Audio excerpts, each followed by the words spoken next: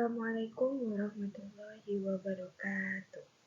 Perkenalkan, nama saya Aminatus Sadia dari Prodi Matematika semester 3A di Universitas UIN Fatmawati Soekarno Bengkulu. Baiklah, di sini saya akan menjelaskan tentang dasar-dasar himpunan.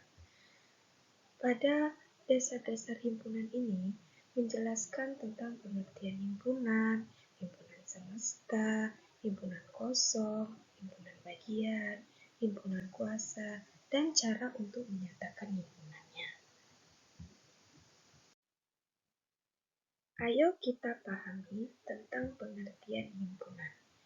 Dan apa sih kegunaan himpunan tersebut dalam kehidupan sehari-hari? Dalam kehidupan sehari-hari, kata himpunan dipadankan atau disamakan dengan kata himpunan, suatu kumpulan, koleksi, kelompok, dan gugus. Begitu pula dalam matematika. Secara intuitif, himpunan dapat diartikan sebagai kumpulan objek-objek yang mempunyai sifat tertentu dan didefinisikan dengan jelas. Objek dalam pembicaraan matematika itu dapat berupa benda konkret seperti siswa SMA, bola, buah-buahan, dan berupa benda abstrak seperti bilangan, fungsi, dan matriks. Objek dalam himpunan mempunyai sifat tertentu dan terdefinisi dengan jelas agar dapat ditentukan apakah suatu objek termasuk dalam himpunan atau tidak.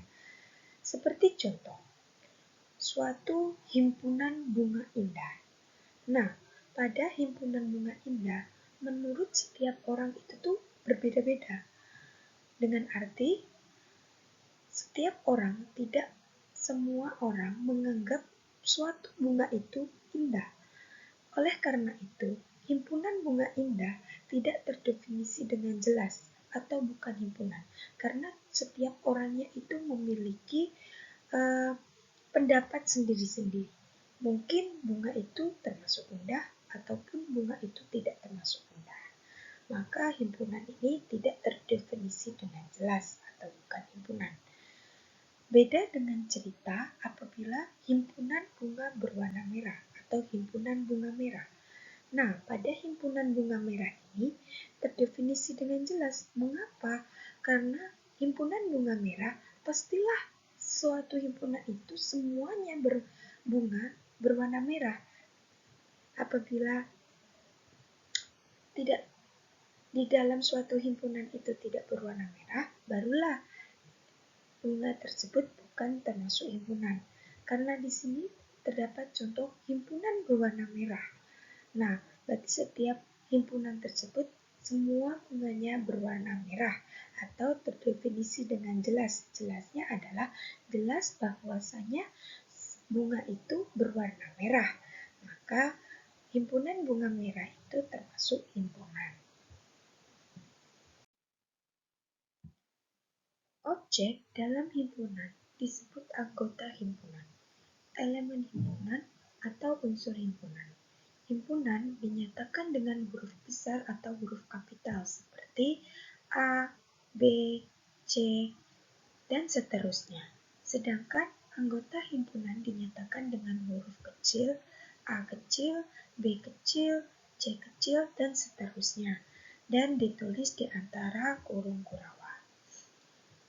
Elemen adalah himpunan anggota atau yang berbentuk E ini namanya itu elemen yang dibaca dengan himpunan anggota.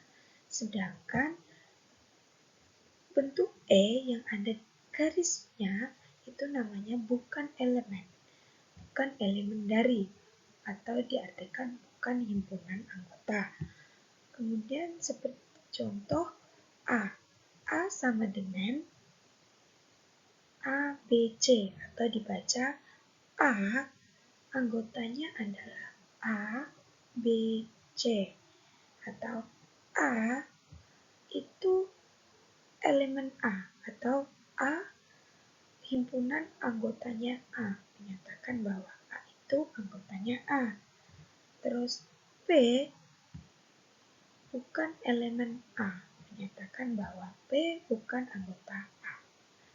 Artinya, kalau ada bentuk E yang seperti E ini, itu dibaca dengan elemen dari. Sedangkan kalau ada bentuk E yang bergaris, itu dinamakan dengan bukan elemen dari.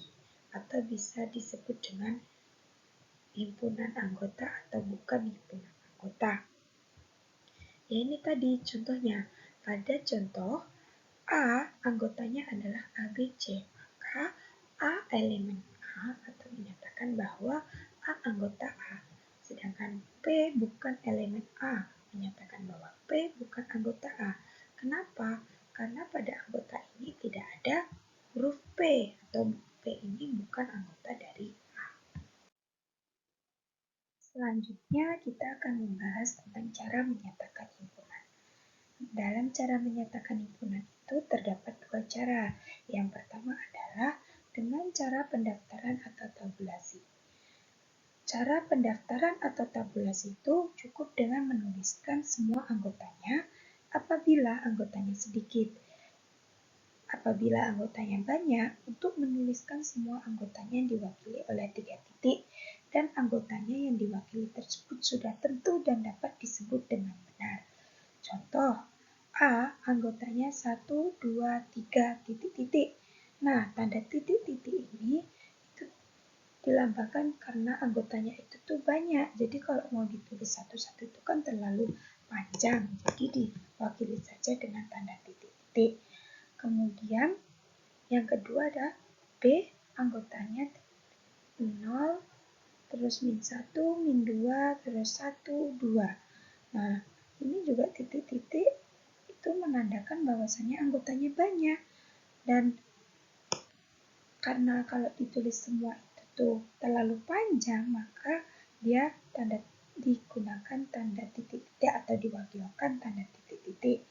Tanda titik-titik itu boleh digunakan apabila anggota yang diwakili tersebut sudah tentu atau pasti dan dapat disebutkan dengan benar.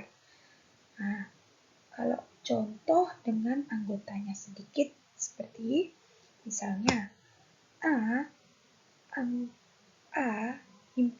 anggota himpunannya yaitu bilangan bulat positif yang kurang dari 5, yaitu anggotanya ada 1, 2, 3, dan 4. Kan dia bisa disebutin atau bisa ditulis semuanya ya, karena dia anggotanya sedikit. Jadi tidak perlu menggunakan 3 tanda titik-titik. Cukup kita sebutkan semuanya. Cara yang kedua yaitu dengan cara dengan menunjukkan syarat keanggotaan. Syarat keanggotaan dapat dinyatakan dengan kata-kata. Misalnya, A anggotanya adalah huruf hidup dalam abjad, atau dengan notasi pembentukan himpunan menggunakan huruf X sebagai anggota dan PX sebagai syarat yang harus dipenuhi oleh X. Misalnya, himpunan A yang anggotanya mempunyai sifat P ditulis dengan notasi A himpunan X di mana PX dan dibaca A ialah himpunan semua X sedemikian sehingga X mempunyai sifat P. Maksudnya, dalam pemisalan A itu anggota huruf hidup dalam abjad itu bisa kita notasikan dengan bentuk A sama dengan X di mana PX. Mari kita perhatikan contohnya. Ubahlah himpunan berikut dengan syarat keanggotaan.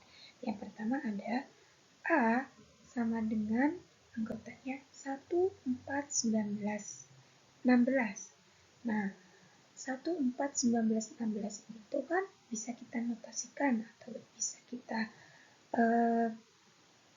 isyaratkan seperti A di mana A anggota dari X di mana X sama dengan N pangkat 2. X kurang dari 5 dan X bilangan asli. Nah, dari notasi atau persyaratan ini dihasilkan jumlah atau dihasilkan nilai 1, 4, 19, 16. Nah, contoh yang kedua, C anggotanya yaitu A, E, I, O, U. Nah, bisa kita notasikan dengan C anggota dari X, di mana C anggotanya yaitu X, di mana X huruf hidup dalam abjad, atau kita notasikan ini dengan hasil A, E, I, O, U. Karena X huruf hidup dalam abjad itu kan isinya ada 5. Hurufnya itu A, E, I, O, U. Contoh yang ketiga adalah D sama dengan anggotanya yaitu APXU. Nah, dalam hasil ini D itu tidak bisa kita notasikan karena D sulit untuk dinyatakan dengan syarat keanggotaan. Maksudnya D itu tuh tidak bisa dinotasikan karena syaratnya itu hasilnya itu sangat sulit. Kalau misalnya kita buat D itu anggota atau huruf hidupnya di sini cuma ada A dan U. Sedangkan kalau dinotasikan dengan huruf mati, PX. Kalau misalnya juga dibuat notasi seperti huruf abjad, di sini cuma ada 4 abjad. Jadi D ini sulit untuk dinyatakan dengan syarat keanggotaan. Contoh yang selanjutnya yang diketahui itu notasinya dan yang dicari itu hasilnya. Nah, ini tuh kebalikan dari yang tadi ya. Nah, ubahlah himpunan berikut dengan menuliskan semua anggotanya. Yang dicari itu anggotanya, apa aja anggotanya. Contohnya A, anggotanya yaitu notasinya X, di mana X kurang dari 10, X bilangan prima. Nah, anggota-anggotanya itu apa aja sih kalau bilangan prima? Bilangan prima itu dimulai dari angka 1, terus 3, 5, 7, 11, dan seterusnya. Tapi persyaratannya adalah X-nya itu kurang dari 10. Maka dihasilkan A itu anggotanya ada 1, 3, 5, dan 7. Kemudian nomor 2, C sama dengan X, di mana X pangkat 2 dikurang 2X dikurang 8 sama dengan 0. X bilangan bulat. Nah, dari notasi ini, apa sih bilangan bulat itu? Bilangan bulat itu kan semua bilangan positif dan negatif kecuali 0. Jadinya itu termasuk banyak ya, tapi tidak semua itu termasuk hasil dari X kuadrat dikurang 2X dikurang 8 sama dengan 0. Jadi harus kita cari nilai X-nya dulu. Nah, dihasilkan 4 dan min 2. Coba kita buktikan apakah benar 4 dan min 2 itu termasuk bilangan bulat dengan syarat X kuadrat dikurang 2X dikurang 8 sama dengan 0. Coba kita masukkan. Yang pertama dulu, 4. 4 ini, X ini kita ganti dengan 4. 4 pangkat 2 dikurang 2 dikali 4 dikurang 8.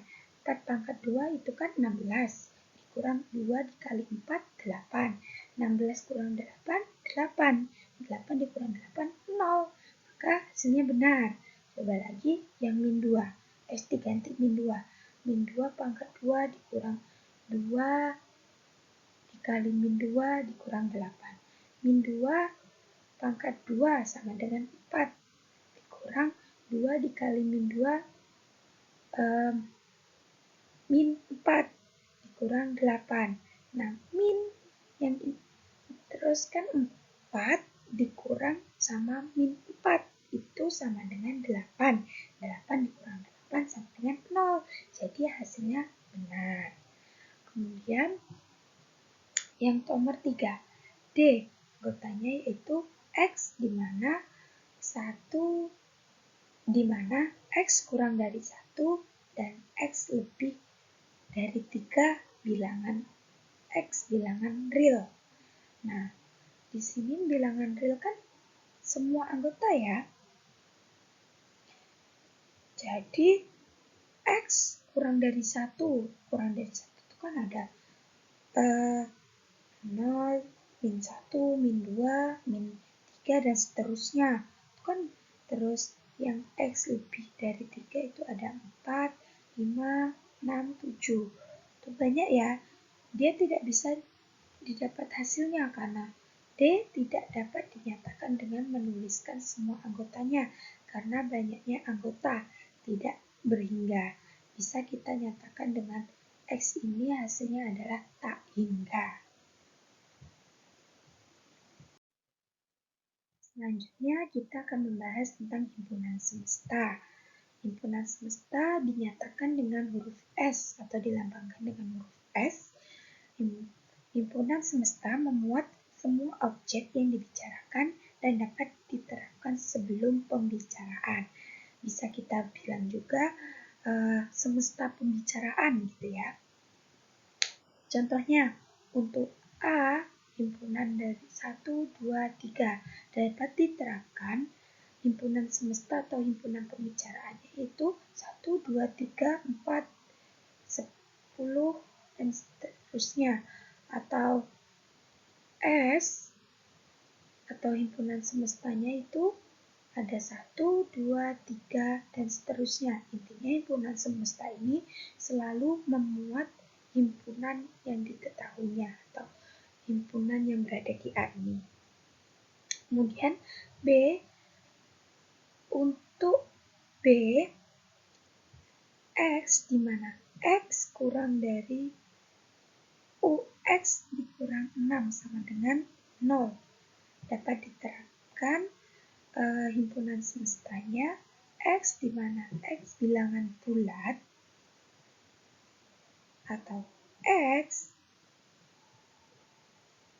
sama dengan X anggota himpunannya yaitu X di mana X bilangan bulat. Nah, tanda U ini itu kan dalam U itu sebagai lambang dari bilangan bulat ya. Makanya X dikurang bilangan bulat dikurang 6 sama dengan 0 dapat diterapkan dengan himpunan semesta atau semesta pembicaraannya yaitu X di mana X bilangan bulat. Kemudian yang ketiga untuk C sama dengan himpunan anggotanya yaitu X di mana X siswa putri kelas 1A. Dapat diterapkan himpunan semestanya yaitu siswa kelas 1A. Bisa juga himpunan semestanya itu siswa kelas 1. Bisa kelas 1 1A, 1B, 1C, atau seterusnya. Intinya himpunan semesta itu memuat dari yang diketahuinya tadi, itu siswa putri kelas 1A.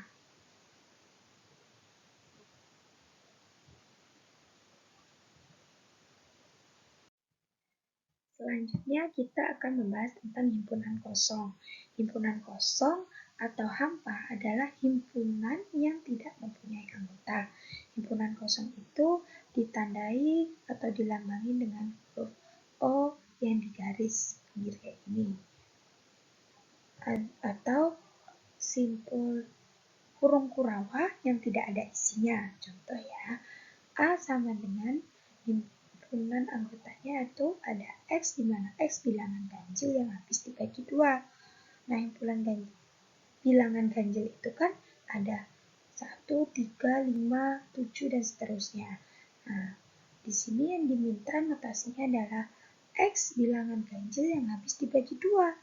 Bilangan ganjil itu tidak ada yang bisa dibagi 2 itu habis ya. Seperti misalnya 1 dibagi 2 itu kan 0,5. Dia tidak habis, terdapat koma di belakangnya.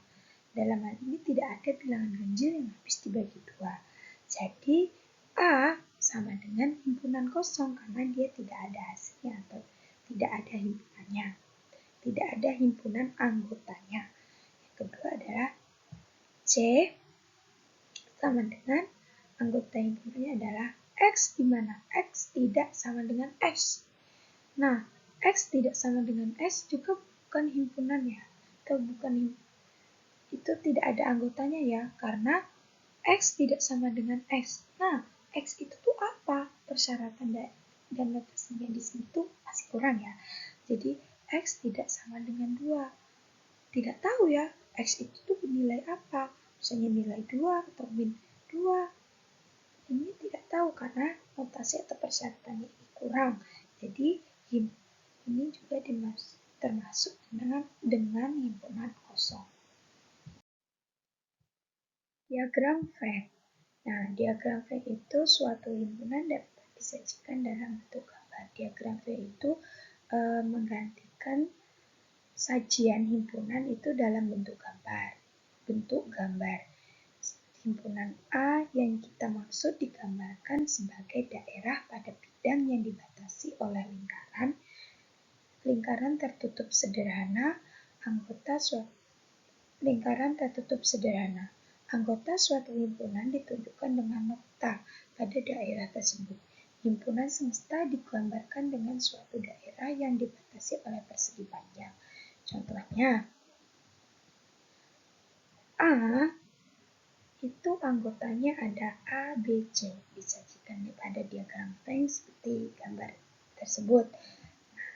Ini S. S himpunan semestanya itu dari semua kotak persegi ini itu namanya himpunan semesta. Nah, kalau ada lingkaran ini anggotanya. Anggota dari himpunan A tersebut. Nah, A ini himpunan dan anggota himpunannya ada A, B, C.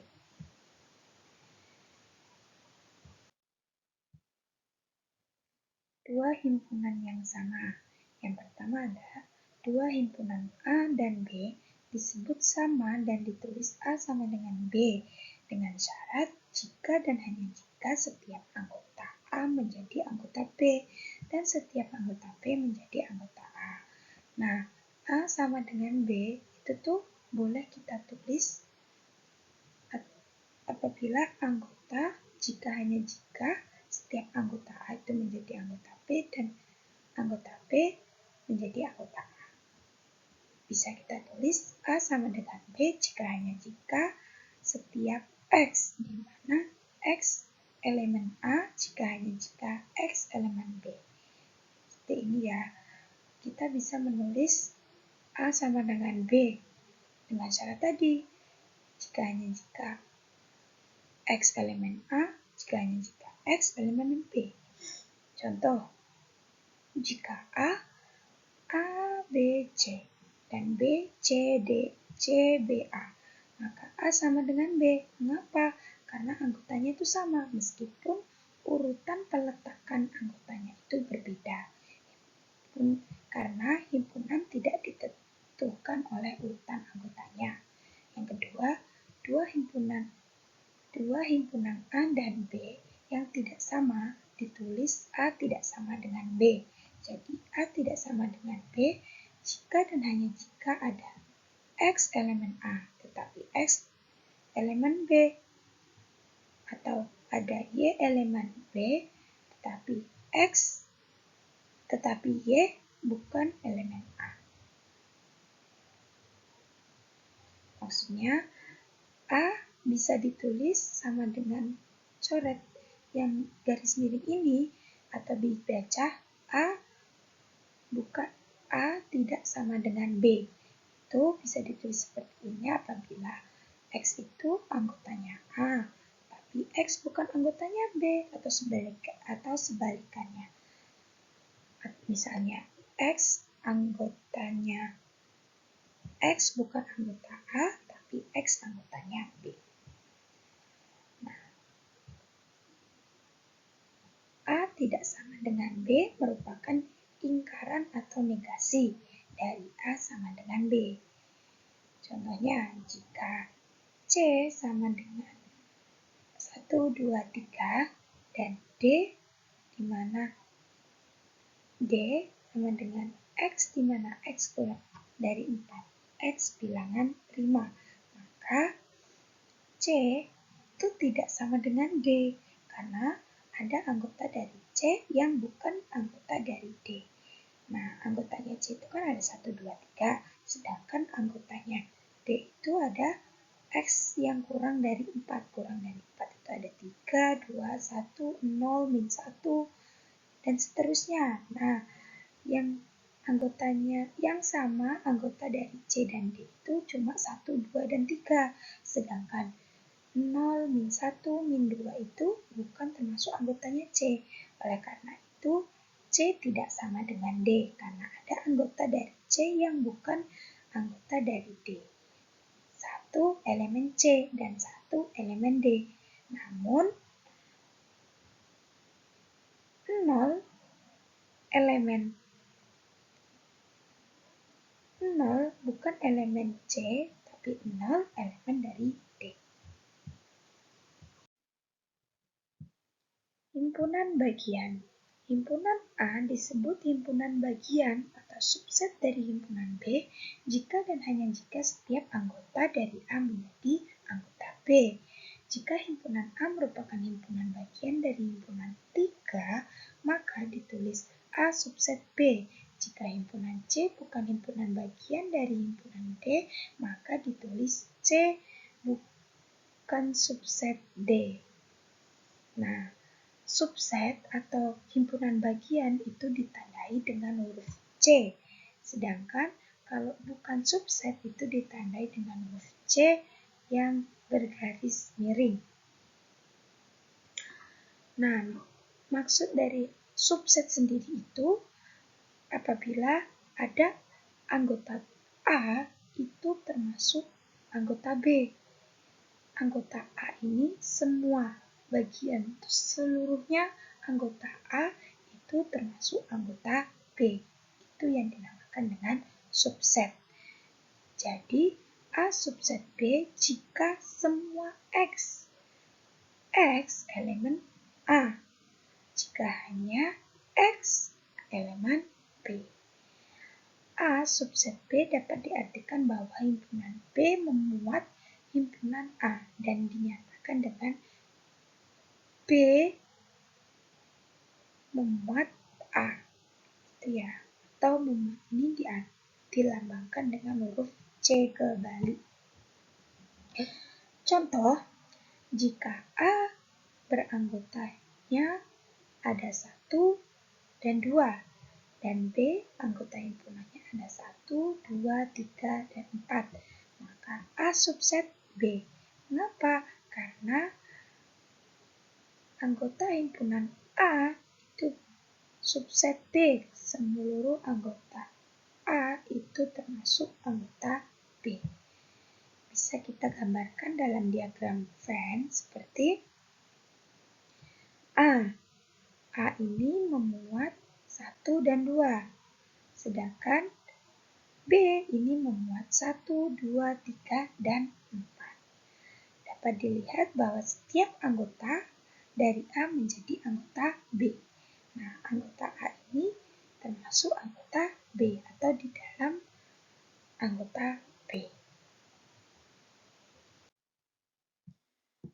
Ada sifat-sifat himpunan. Yang pertama adalah refleksi, di mana A subset A.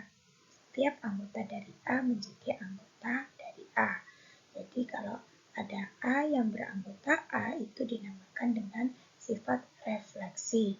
Menurut definisi, A subset A, himpunan bagian semacam ini disebut himpunan bagian tidak sejati karena improper subset, karena dia anggotanya sama. Kalau misalnya mau dibuat diagram Venn, berarti lingkarannya itu sama.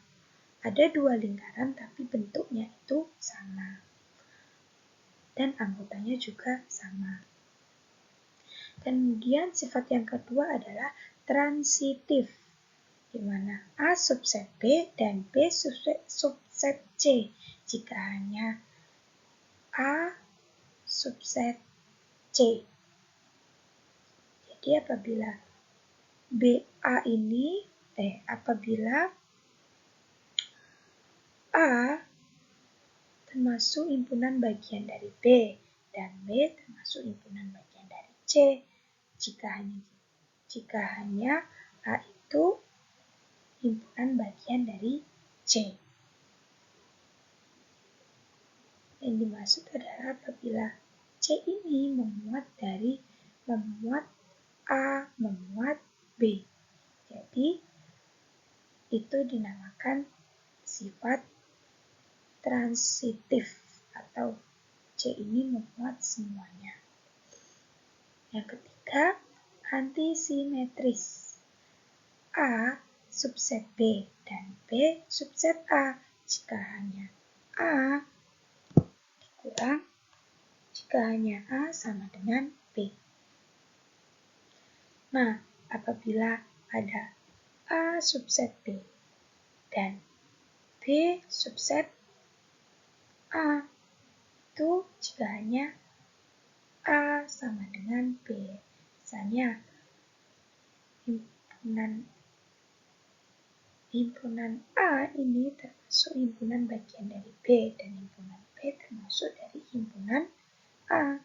Ini juga termasuk sama seperti sifat refleksi, hanya bedanya kalau refleksi itu A, himpunannya juga A. Kalau yang antisimetris ini, dia himpunan A, subsetnya B. Anggotanya itu sama, cuma dia bedanya itu nama antisimetrisnya itu A subset B dan B subset A, atau biasanya anggotanya itu letaknya berbeda, urutannya itu berbeda. Kemudian yang keempat, himpunan kosong. Nah, himpunan kosong itu selalu menjadi himpunan bagian dari setiap himpunan dan juga disebut himpunan bagian tidak sejati. Nah, himpunan kosong itu emang nggak ada nilainya, tapi setiap himpunan itu selalu ada himpunan kosongnya. Nah, ada sebuah teorema di mana himpunan kosong merupakan himpunan bagian dari setiap himpunan. Bukti menggunakan implikasi material. Jika P maka Q yang disajikan dengan P jika hanya Q. P dinamakan anteseden dan Q konsekuen. Mari kita perhatikan dari tabel tersebut.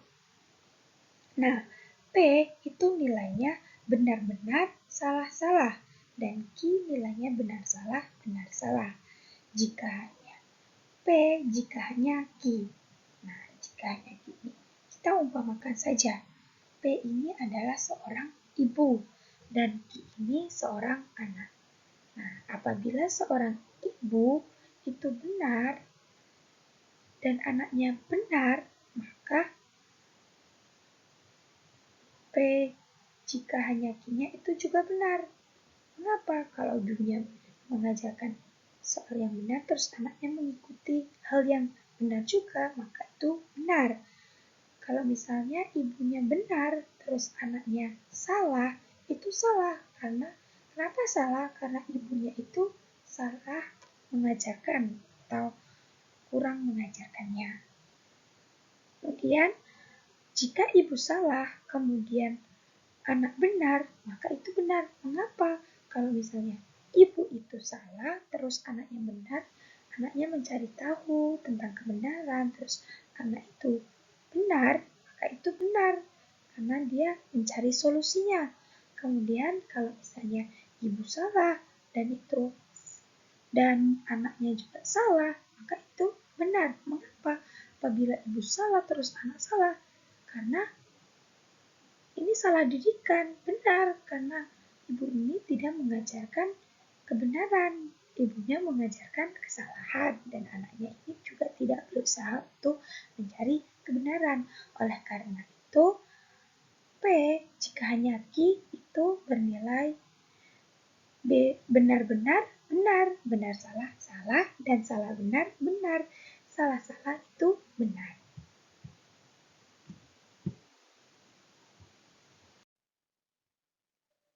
Himpunan kuasa atau power set dari himpunan A adalah himpunan semua himpunan bagi dari himpunan A. Nah, maksudnya adalah himpunan kuasa dari himpunan A dinyatakan dengan lambang PA atau 2 pangkat A. Contoh, tentukan semua himpunan bagian dari himpunan A. Jika A sama dengan himpunan kosong, himpunan bagian dari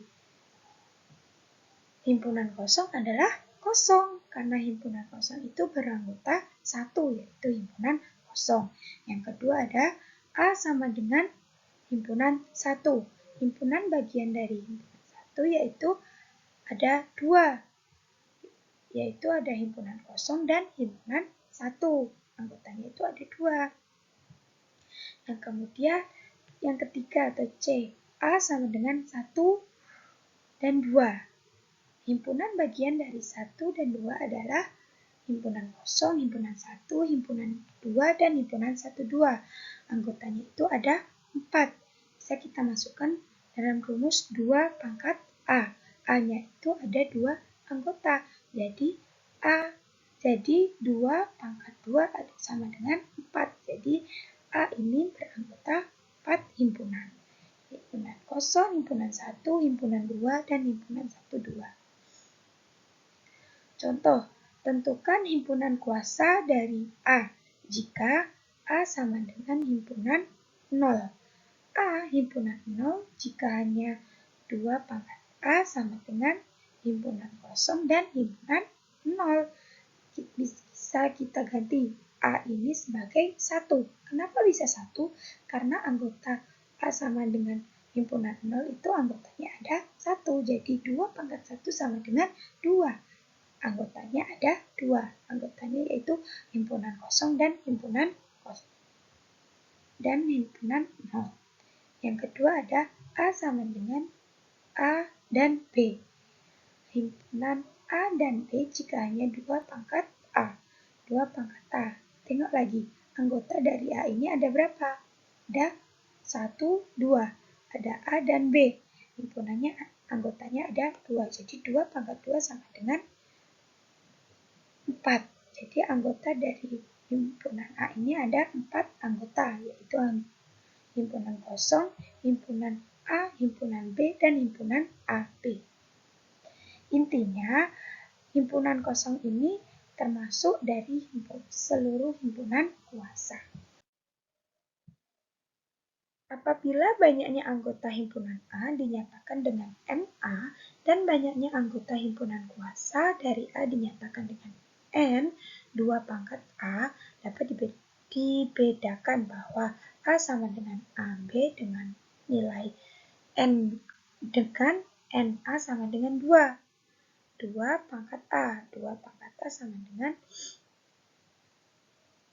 2 pangkat A. A-nya itu ada 2. Jadi 2 pangkat 2 sama dengan 4. Anggotanya ada himpunan kosong, himpunan A, himpunan B, himpunan AB. Dengan N 2 pangkat 2 sama dengan 4. Dan yang nomor 2, himpunan A, subset A.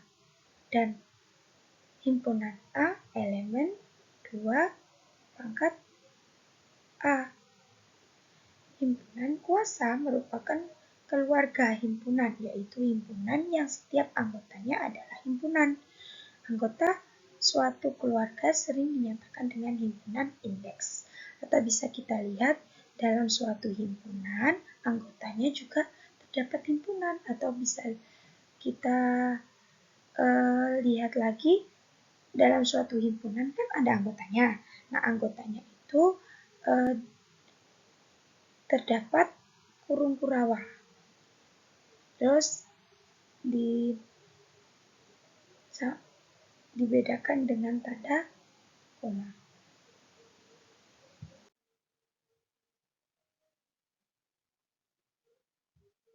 Sekian dari penjelasan saya. Apabila ada kesalahan, saya mohon maaf. Terima kasih. Wassalamualaikum warahmatullahi wabarakatuh.